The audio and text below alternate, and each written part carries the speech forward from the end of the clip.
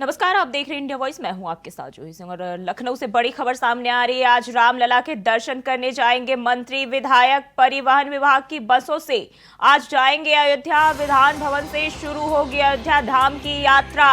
तो बड़ी खबर लखनऊ से सामने आ रही है। आज रामलला के दर्शन करने मंत्री और विधायक जाएंगे और थोड़ी देर में लखनऊ से अयोध्या के लिए रवाना होंगे। सुबह 11:30 बजे अयोध्या पहुंचेगा काफिला। दोपहर 12:30 बजे तक हनुमानगढ़ी में करेंगे पूजा। हनुमानगढ़ी में दर्शन के बाद रामलला के दर्शन करेंगे। वहीं 3:15 बजे के करीब अयोध्या से लखनऊ के लिए रवाना होंगे। तो बड़ी जानकारी लखनऊ से सामने आ रही है। सीएम योगी और दोनों डिप्टी सीएम साथ में मौजूद रहेंगे। विधानसभा अध्यक्ष सतीश महाना भी अयोध्या जाएंगे। आरएलडी के सभी विधायक भी रामलला के दर्शन करेंगे। तो थोड़ी देर में लखनऊ से अयोध्या के लिए रवाना होगी बसें और सुबह 11:30 बजे अयोध्या पहुंचेगा काफिला। बड़ी जानकारी सामने आ रही है लखनऊ से। दोपहर 12:30 बजे तक हनुमानगढ़ी में पूजा करेंगे और परिवहन विभाग की बसों से आज अयोध्या जाएंगे मंत्री और विधायक।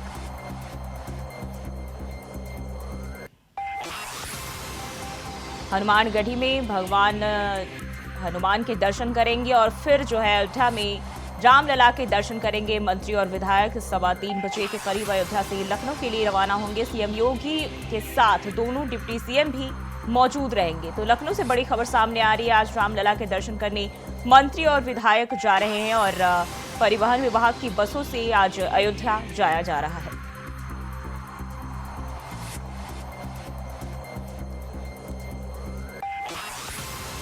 तो आरएलडी के भी सभी विधायक जो है रामलला के दर्शन करने पहुंच रहे हैं। लखनऊ से बड़ी जानकारी सामने आ रही है और रामलला के दर्शन करने मंत्री और विधायक जा रहे हैं और परिवहन विभाग की बसों से अयोध्या जा रहे हैं। और सभी मंत्री और विधायक जो है विधान भवन से जो है शुरू होगी और बसों की यात्रा और अयोध्या धाम जो है मंत्री और विधायक जा रहे हैं। तो परिवहन विभाग की बसों से आज अयोध्या जा रहे हैं मंत्री और विधायकगण, जहां मुख्यमंत्री योगी आदित्यनाथ के साथ दोनों डिप्टी सीएम भी मौजूद रहेंगे। थोड़ी देर में लखनऊ से अयोध्या के लिए रवाना होंगी बसें और इस दौरान तमाम विधायक और मंत्रीगण मौजूद रहेंगे। बड़ी जानकारी लखनऊ से सामने आ रही है। भगवान श्री रामलला के दर्शन करने विधायक और मंत्री जा रहे हैं। वहीं 12:30 बजे तक हनुमानगढ़ी में पूजा अर्चना की जाएगी और हनुमानगढ़ी में दर्शन के बाद रामलला के दर्शन मंत्री और विधायक गण करेंगे। तो लखनऊ से बड़ी खबर सामने आ रही है। वहीं 3:15 बजे के करीब अयोध्या से लखनऊ के लिए रवाना हो जाएंगे मंत्री और विधायकगण। तो बड़ी जानकारी सामने आ रही है। आज रामलला के दर्शन करने मंत्री और विधायक जा रहे हैं, जहां मुख्यमंत्री योगी आदित्यनाथ और दोनों डिप्टी सीएम भी इस दौरान शामिल रहेंगे। इसके साथ ही विधानसभा अध्यक्ष सतीश महाना भी अयोध्या जाएंगे। वहीं आरएलडी के भी सभी विधायक भगवान श्री रामलला के दर्शन करेंगे। तो लखनऊ से बड़ी जानकारी सामने आ रही है। आरएलडी के सभी विधायक होंगे और खुद मुख्यमंत्री योगी आदित्यनाथ सहित दोनों डिप्टी सीएम भी शामिल होंगे। और इसी खबर पर ज्यादा जानकारी के साथ मोहम्मद आसिफ लखनऊ से हमारे साथ जुड़ गए हैं। आसिफ, आज रामलला के दर्शन करने विधायक और मंत्रीगण जा रहे हैं, क्या कुछ जानकारी है? जी बिल्कुल, बता दूं कि आज योगी सरकार की तरफ से सभी मंत्री और विधायकों को अयोध्या धाम यात्रा कराने का कार्यक्रम है। और कार्यक्रम की बात करें तो सुबह परिवहन विभाग की बस से सब दोनों डिप्टी सीएम यानी केशव मौर्य और ब्रजेश पाठक के साथ यूपी के सभी मंत्री और विधायक परिवहन विभाग से अयोध्या जाएंगे और इनके साथ आरएलडी विधायक भी जाएंगे। और सबसे पहले अयोध्या पहुंचने पर हनुमानगढ़ी का दर्शन और पूजन अर्चन कार्यक्रम आयोजित किया गया है। उसके बाद रामलला के दर्शन सभी विधायक और मंत्री करेंगे और इसके बाद 3 बजे लंच होगा। 3 बजे के बाद सभी विधायक और मंत्रियों को परिवहन विभाग के ही बस से राजधानी लखनऊ लाया जाएगा और इनकी सुरक्षा व्यवस्था का भी पूरा इंतजाम किया गया है। अगर बात करें अन्य विधायकों की तो आरएलडी विधायक साथ जा रहे हैं सभी मंत्रियों और विधायकों के साथ, लेकिन यहाँ पर सपा विधायकों ने किनारा कस लिया। सपा विधायकों का यह निर्देश मिला है कि यह सभी विधायक यहाँ राजधानी लखनऊ में या फिर अपने अपने क्षेत्रों के मंदिरों में पूजन अर्चन करेंगे। तो कहीं ना कहीं सपा ने भी यह दिखाने की कोशिश की है कि वह भगवान राम को मानते हैं, लेकिन वह विधायक जो बीजेपी विधायक हैं उनके साथ नहीं जाएंगे। जी, और बताया जा रहा है कि परिवहन विभाग की बसों से ये सभी मंत्री और विधायक जाएंगे। क्या कुछ व्यवस्था खास की गई है इस दौरान? जी बिल्कुल, अगर बात करें व्यवस्था की तो सुबह का कार्यक्रम है अयोध्या धाम पहुंचने का, जहां पर जो है आज रामलला के दर्शन के लिए मंत्री और विधायक जो है परिवहन विभाग की बसों से जाने का कार्यक्रम आयोजित किया गया है। और विधान भवन से यह अयोध्या धाम की यात्रा सुबह 9 बजे शुरू होने की जो है प्रस्तावित है और 11:30 बजे यह काफिला अयोध्या पहुंचेगा और 12:30 बजे तक हनुमानगढ़ी में पूजन अर्चन होगी। हनुमानगढ़ी में दर्शन के बाद रामलला का दर्शन किया जाएगा और इनके साथ जो है डिप्टी सीएम और दोनों डिप्टी सीएम मौजूद रहेंगे। अगर व्यवस्था की बात करें तो सुरक्षा का पुख्ता इंतजाम किया गया है और उनके खाने पीने की भी व्यवस्था विधायकों की बेहतर व्यवस्था की गई है। योगी सरकार इस यात्रा के जरिए यह संदेश देना चाहती है कि विकास के साथ साथ वह जो है धार्मिक कामों में भी बढ़ का हिस्सा लेती है और माना जा रहा है कि इसके प्राण प्रतिष्ठा में जो विधायक और मंत्री नहीं जा सके हैं उनको दर्शन और पूजन अर्चन के लिए उन्हें पूरी व्यवस्था दी जा रही है राजधानी लखनऊ से अयोध्या के लिए। और वहीं दूसरी तरफ यह भी बता दूं कि अयोध्या धाम में श्रद्धालुओं की लाखों की भीड़ है। ऐसे में विधायकों और मंत्रियों की सुरक्षा के पुख्ता इंतजाम भी योगी सरकार ने किए हैं और अयोध्या में भी सुरक्षा का इंतजाम किया गया है। चप्पे चप्पे पर पुलिस के जवान और खुफिया एजेंसी भी सतर्क हो गई है और आने से लेकर जाने तक की सारी व्यवस्थाएं जो है चुस्त दुरुस्त रखी गई है। किसी को कोई असुविधा ना हो इसका भी ख्याल योगी सरकार ने रखा है। जी आसिफ, बहुत बहुत शुक्रिया आपका तमाम जानकारी के लिए।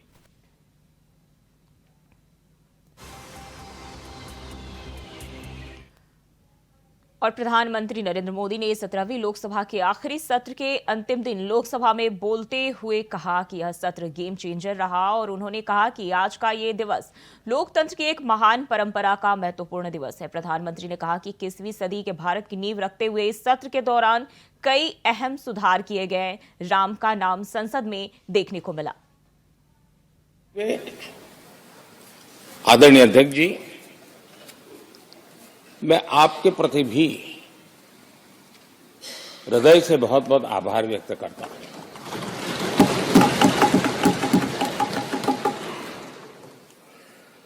पांचों वर्ष कभी कभी सुमित्रा जी मुक्त हास्य करती थी, लेकिन आप हर पल आपका चेहरा मुस्कान से भरा रहता था। जहां कुछ भी हो जाए लेकिन कभी भी उस मुस्कान में कोई कमी नहीं आई।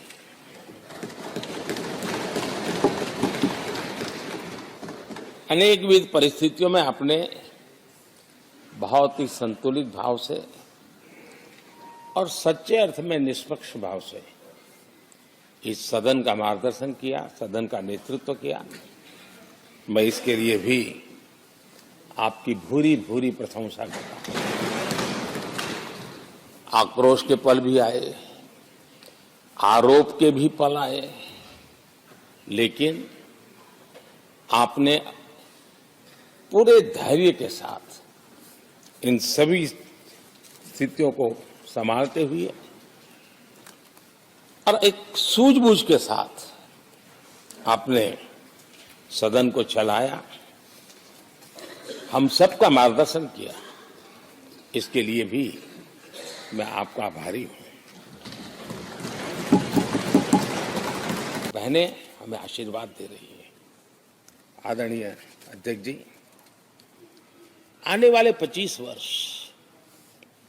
हमारे देश के लिए बहुत महत्वपूर्ण है।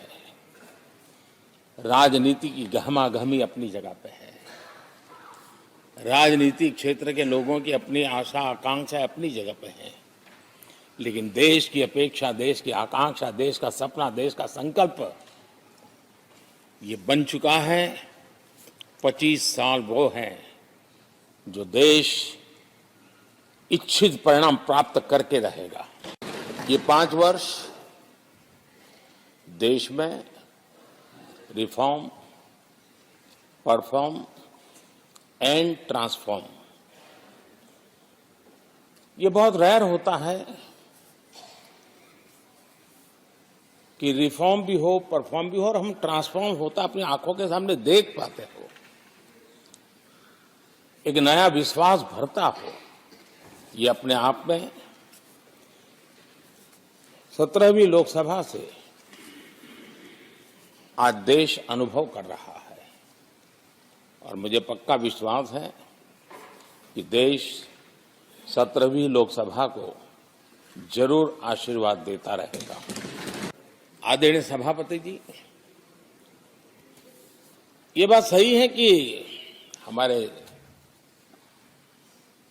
कई लोकसभा के, चाहे 17वीं हो, 16वीं हो, 15वीं हो, संसद का नया भवन होना चाहिए, इसकी चर्चा सबने की, सामूहिक रूप से की, एक स्वर से की, लेकिन निर्णय नहीं होता था। ये आपका नेतृत्व है जिसने निर्णय किया, चीजों को आगे बढ़ाया, सरकार के साथ अनेक मीटिंगें की और उसी का परिणाम है कि आज देश को ये नया संसद भवन प्राप्त हुआ है। आदरणीय सभा और झारखंड में ईडी की जांच की आंच दिल्ली तक पहुंचने के बाद अब ईडी जब्त की गई बीएमडब्ल्यू कार को लेकर कांग्रेस सांसद धीरज साहू से पूछताछ कर रही है, जिसके बाद एक बार फिर से धीरज साहू और हेमंत सोरेन के रिश्तों को लेकर जो है सवाल उठाए जा रहे हैं और 354 करोड़ के कैश बरामदगी को लेकर भी इसी कड़ी से जोड़कर देखा जा रहा है। जिसके बाद एक तरफ तो ईडी की ताबड़तोड़ कार्रवाई जारी है, दूसरी तरफ पक्ष और विपक्ष की अपनी अपनी रायशुमारी भी। अब देखना यह होगा कि मनी ट्रेल और बीएमडब्ल्यू का खेल कहां तक पहुंचता है। ये रिपोर्ट देखिए।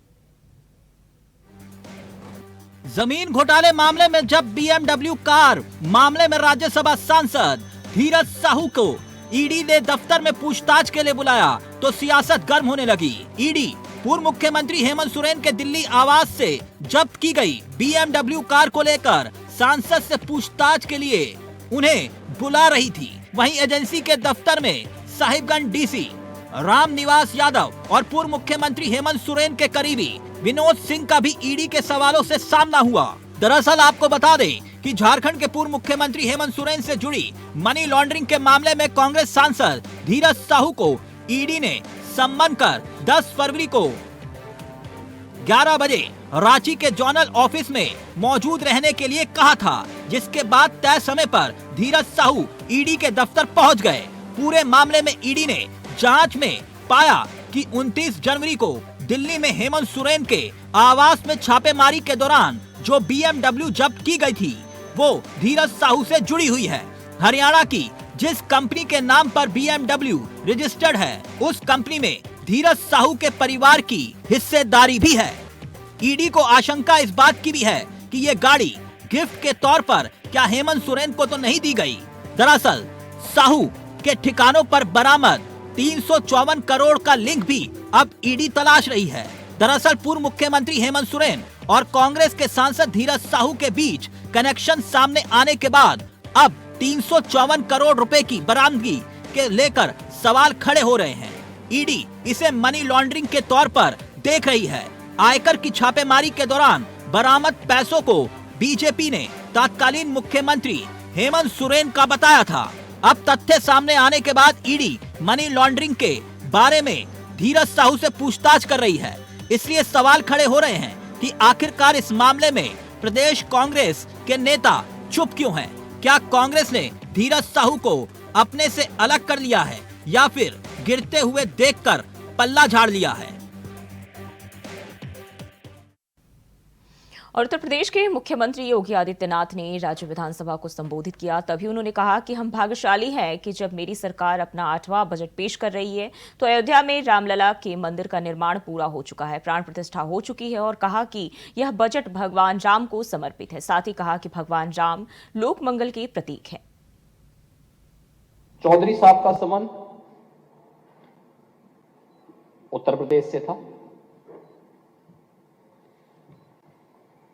और उत्तर प्रदेश के मुख्यमंत्री के रूप में भी, देश के प्रधानमंत्री के रूप में भी करोड़ों किसानों की आवाज को उन्होंने जो बुलंदी दी, सचमुच चौधरी साहब का सम्मान देश के कोटि कोटि अन्नदाता किसानों का सम्मान है। और चौधरी साहब की स्मृतियों को यह एक नमन भी है, विनम्र श्रद्धांजलि भी है। चौधरी साहब का आंकलन, उन्होंने जो सुधार के कार्य प्रदेश में मुख्यमंत्री के रूप में और देश में प्रधानमंत्री के रूप में जो किए थे वो अविस्मरणीय है। राजस्व में आज जो कुछ सुधार हमें देखने को मिलता है वह चौधरी साहब की देन है। एक गरीब को उसका अधिकार मिल पा रहा है, चौधरी साहब की देन है। किसानों की आवाज को हर मंच पर तवज्जो दी जा रही है और 2014 के बाद प्रधानमंत्री मोदी जी के आने के बाद किसान सरकार के एजेंडे का हिस्सा बन सकता है, यह भी चौधरी साहब की देन है। मैं सोचता था कि अपने बजट भाषण में जब किसानों की बात आएगी तो नेता विरोधी दल अवश्य चौधरी साहब का स्मरण करेंगे, लेकिन बिगड़ी बात बनी नहीं, लाख करो किन कोय, रहे मन फाटे दूध को, मथे न माखन हो। यह स्थिति आज उनकी हो चुकी है। कोई साथ में आने को तैयारी नहीं है, क्योंकि सबको मालूम है कि पता नहीं कहां किसको धोखा दे दे। चौधरी साहब का सम्मान किसानों का सम्मान है और उत्तर प्रदेश का सम्मान है। इसलिए बजट के अंदर जब अन्नदाता किसानों की चर्चा हो रही है तो कम से कम इन चीजों का उल्लेख कर देते तो अच्छा रहता। इसमें मुझे लगता है उनका भी सम्मान बढ़ता। इस पूरी चर्चा में सत्ता पक्ष और विपक्ष के 93 माननीय सदस्यों ने इस चर्चा में भाग लिया और इस चर्चा में भाग लेकर के इसको और रचनात्मक बनाया।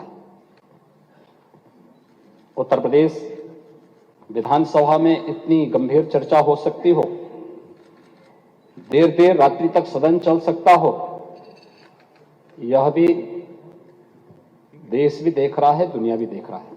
2017 में हमने अपना पहला बजट उस समय प्रस्तुत किया था। तब भी हम लोगों ने इस बात को कहा था कि हमारा ये बजट मर्यादा पुरुषोत्तम प्रभु श्री राम को साक्षी मान करके हम लोग इसे प्रस्तुत कर रहे हैं। और ये हमारा सौभाग्य है कि जब आज हम लोग, मेरी सरकार ने अपना 8वां बजट प्रस्तुत किया है, तब अयोध्या में प्रभु रामलला का भव्य दिव्य और नव्य मंदिर बन करके आज प्राण प्रतिष्ठा का कार्यक्रम भी बड़ी धूमधाम के साथ संपन्न हो चुका है। रामलला वहां विराजमान हो चुके हैं और इसलिए बजट भी प्रभु राम के श्री चरणों में समर्पित है, क्योंकि लोक मंगल का ये बजट है, इसलिए प्रभु राम लोक मंगल के प्रतीक हैं। ये बजट भी उनके श्री चरणों में समर्पित है। महोदय, अमृत काल के इस पहले बजट में राम राज्य की उन अवधारणाओं को साकार करने का पूरा प्रयास हुआ है। देश की सबसे बड़ी आबादी के राज्य में आर्थिक विकास की गति को तीव्र करने की दिशा से एक सर्वस्पर्शी, सर्वसमावेशी और लोक मंगल के साथ साथ उत्तर प्रदेश को समृद्धि की एक नई ऊंचाइयों तक पहुंचाने के लिए एक बेहतर रोड मैप के साथ इस बजट को इस सदन के सम्मुख प्रस्तुत किया गया है। और बुलेटिन में फिलहाल के लिए बस इतना ही। खबरों के लिए बने रहिए इंडिया वॉइस के साथ।